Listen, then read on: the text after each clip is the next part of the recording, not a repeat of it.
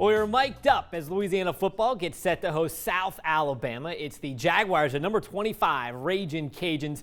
And to help us preview this matchup, we bring on Dave Schultz. You guys all remember his beautiful face. Dave Schultz coming in. He's now at WNSP in Mobile, Alabama, where he covers the Jags. Dave, I appreciate you coming on. When you look at this game, how exciting is it to be here at this point in the season with everything going on with COVID across college football?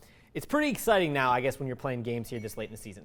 Well, I mean, the SEC is not playing. I was asked if, I was going to double dip, but, LSU isn't playing. And so, we're pretty fortunate. I mean, overall, Andy, absolutely. I mean, we're doing our second round of high school playoffs this weekend. I never thought we were going to get this far. Never in my wildest dreams did I ever think we were going to get this far. And I know college football fans are frustrated with what's going on this weekend, but to think we've gotten as far as we have is fantastic.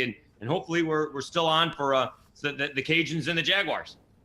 You're absolutely right. Cajuns can clinch the Sun Belt West Division this week. The only team that can track them down is, of course, South Alabama. It is effectively, in some ways, I don't want to call it a championship game because South Al would have a lot to work to do still if they win. But how aware are the Jags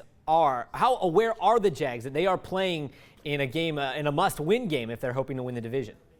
I'm sure they're very well aware of it. This is the first time the Jaguars have ever played back-to-back ranked teams. Last week it was Coastal. This week it's the Cajuns, and they've played very well defensively the last couple of ball games. They were in a ball game. They were actually leading in the fourth quarter against Georgia Southern, 17-10, lost 24-17. Last week they gave up a couple of quick touchdowns to Coastal, and then only gave up 9 points the rest of the way. The offense just couldn't punch it in. They're having a little bit of difficulty protecting the quarterback. They were in that football game despite the 23-6 score. So if I'm the Cajuns, and they've had tons of problems trying to score in that first half, the South Alabama defense has been very tough in the last couple of ball games. Yeah, we'll get to the defense here in just a minute, but I want to talk about running back Carlos Davis. He's really burst onto the scene this season among the top rushers in the Sun Belt. The sophomore is. How important is he to what South Al was going to try to do on offense? Well, I think that sets up everything else. It makes Desmond Trotter, his first year as a starting quarterback, it makes it so much easier for him to get it to the Jalens, Tolbert and Wayne and Quan Baker on the outside.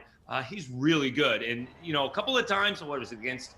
I guess it was against UAB, had 100 yards, but some of that was garbage yards. And then the next week he had the same 100 yards, and they were really effective 100 yards, I think, against Texas State. So he's been very good this year overall. And it's very important for him to keep on gaining chunks of yardage, 5-6 yards at a time, because that just makes the rest of the offense that much smoother. They had like a 15-play drive against Coastal, and he was a very big key of it. You mentioned South Alabama's defense and how effective it has been. It hasn't allowed more than 24 points in a conference game. It gets into a lot of these grinded-out kind of final scores. Is that kind of the game plan for this team going into the Cajuns game? Well, I think their offense would like to be a little bit more effective and a little bit more consistent. But last year was a 10-point ball game. The Cajuns' offense was a lot more explosive last year. They still scored 37 against South, but South gave up a lot of yards, the Cajuns gave up a lot of yards on the ground to South Alabama.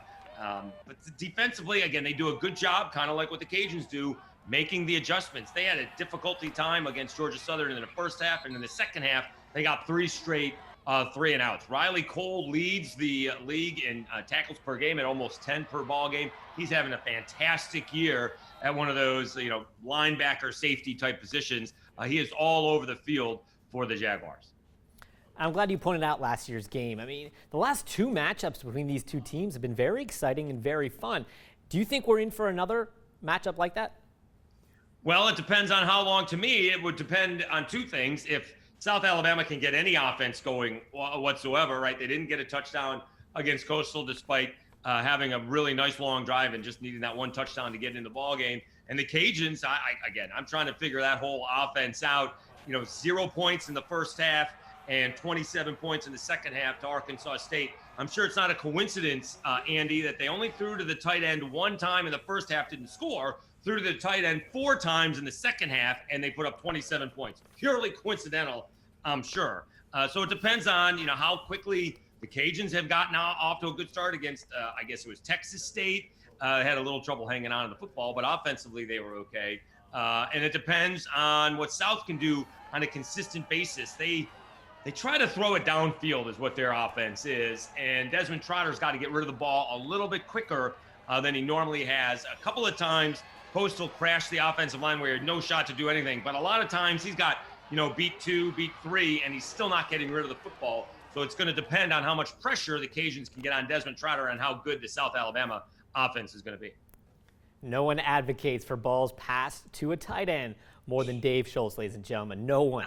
No one out there advocates for tight ends like Dave Schultz. Final question for you. Steve Campbell, when you've heard him talk this week, what is he most concerned about defending when it comes to Louisiana?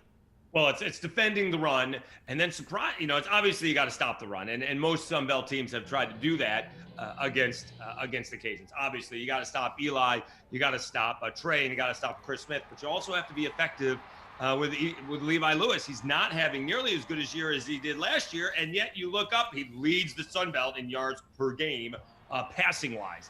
And so maybe you can turn him over, maybe you can get one of those ill-advised passes. And maybe take advantage of that because they're going to need some turnover. South Alabama is absolutely going to need to turn it over because their offense has got a little stagnant the last couple of ball games. Levi Lewis running the ball a little bit more this year, also flashing the mini Heisman a few times this season. He's Dave Schultz, WNSP. I knew I'd get those letters backwards. WNSP there in Mobile. He covers South Alabama. Dave, I really appreciate you coming on. Thanks, Andy. Appreciate you having me.